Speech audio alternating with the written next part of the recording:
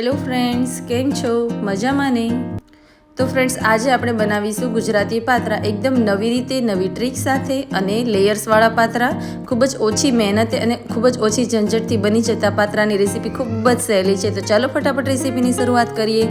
સૌથી પહેલાં તો અહીંયા થોડી આમલી અને થોડો ગોળ અડધી વાટકી જેટલું બંને લઈ લીધું છે. એમાં એક વાટકી ભરી પાણી નાખી અને એને ગરમ કરવા મૂકી દઈશું. તો ગોળ આમલીનું પાણી આપણે બનાવી લઈએ. હવે અડધી વાટકી જેટલો અહીંયા ચણાનો લોટ લીધો છે, એને ચાળી લઈએ.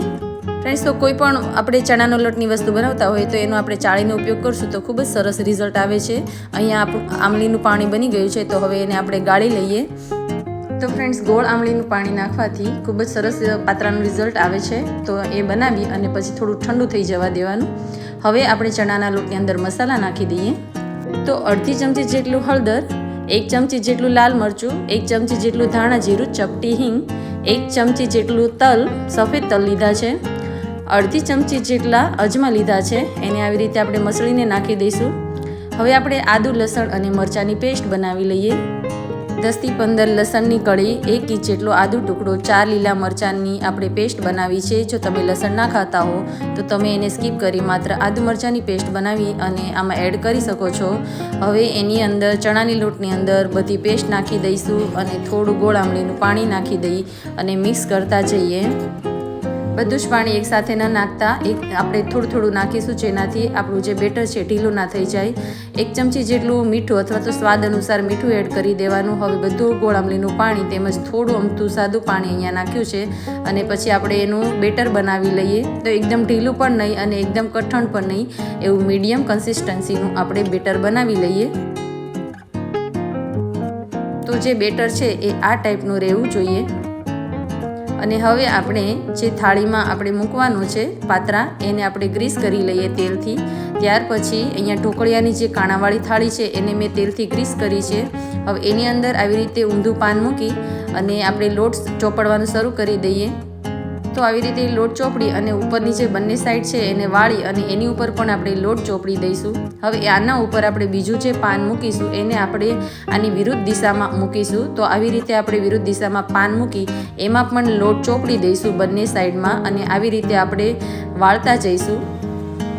તો બધા જ પાનને આવી રીતે વિરુદ્ધ દિશામાં આપણે રાખતા જઈશું અને એના ઉપર આવી રીતે લોટ ચોપડતા જઈશું. જે આપણે બનાવ્યું છે એ બેટર લગાડતા જઈશું. બંને સાઈડમાં લગાડશું જેથી કરી ખૂબ જ સરસ ટેસ્ટી લેયર્સવાળા બનશે.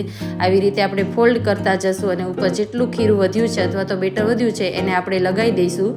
અહીંયા ટોટલ મેં 5 જેટલા પાન વાપર્યા છે. તમારી પાસે વધારે પાન હોય તો વધારે પણ તમે યુઝ કરી શકો છો. તો ફ્રેન્ડ્સ, સોડા નાખ્યા વગર ખૂબ જ સરસ એવા આ પાત્રા લેયર્સવાળા બને છે. તો એકવાર તમારા ઘરે જરૂરથી ટ્રાય કરજો. હવે આપણે ઢોકળિયાની અંદર પાણી ગરમ કરવા મૂકી દઈશું અને એની અંદર આપણે 10 થી 15 મિનિટ સુધી આને ચડવા માટે મૂકી દઈશું. તો 15 થી 20 મિનિટ સુધી અથવા તો 15 મિનિટ સુધી સ્ટીમ થાય પછી આપણે જોઈશું. તો જો આપણે આવી રીતે ચેક કરી લઈશું કોઈ એક છરી નાખી અને જો આવી રીતે સ્ટીમ થઈ ગયા હોય તો એને લઈ લઈશું. પછી આવી રીતે કાપા કરી લઈશું, એના પીસ કરી લઈશું. તો આપણા લેયર્સવાળા જો આવા પાત્રા બનીને તૈયાર થઈ ગયા છે. તો ખૂબ જ ઓછી મહેનતથી લેયર્સવાળા પાત્રા જે બને છે ખૂબ જ સરસ ટેસ્ટી પણ બને છે. તો હવે આપણે આનો વઘાર પણ તૈયાર કરી લઈએ. તો પેનની અંદર આપણે તેલ લઈ લઈશું, 2 પાવડા જેટલું તેલ. એની અંદર 1 ચમચી રાઈ, 1 ચમચી જીરું, 2 ચમચી જેટલા સફેદ તલ નાખી ધીમા તાપે આપણે એને આવી રીતે હલાવી લઈએ. થોડા મીઠા લીમડાના પાન નાખીશું. ધીમા તાપે જ આપણે આવી રીતે કરીશું જેથી તલ બહાર ઉડી ન જાય. હવે 2 ચમચી જેટલી ખાંડ નાખીશું, થોડું પાણી નાખી અને એને મિક્સ કરી દઈશું. અને પછી બધા જ પાત્રા જે છે આપણે બનાવ્યા છે એ આપણે એની અંદર નાખી દઈશું. આવી રીતે ખાંડનું પાણી કરવાથી ખૂબ જ સરસ કોટિંગ થઈ જાય છે. ગળામાં બિલકુલ અટકે નહીં એવા ટેસ્ટી બને છે. અને થોડી વાર માટે આપણે મિક્સ કરી દઈશું. ઉપરથી લીંબુ નીચવી દઈશું. અડધું લીંબુ મેં અહીંયા નીચવી દીધું છે. લીલા ધાણા નાખી એને ગાર્નિશ કરીશું અને સર્વ કરીશું. વિડીયો ઉપયોગી લાગ્યો હોય તો એને લાઇક અને શેર જરૂરથી કરજો. ચેનલ હજી સુધી સબસ્ક્રાઈબ ના કરી હોય તો સબસ્ક્રાઈબ કરી લેજો. તો આવજો.